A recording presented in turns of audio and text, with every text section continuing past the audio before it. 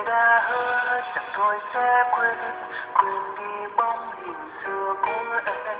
Người đã hứa rằng mình sẽ quên, nhưng mà sao không thể nào quên. Hình bóng đó vẫn còn đâu đó, dù đã cố mà sao vẫn nhớ. Muốn quên em mà sao khó quá, để hôm nay đành phải ra về.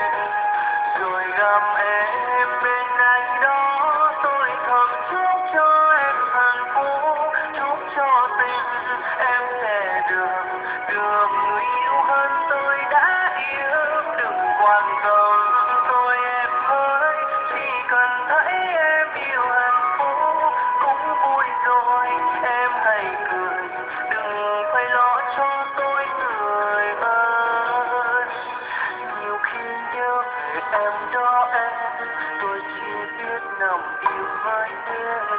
Em có biết một khi gặp em thì tôi phải cố tập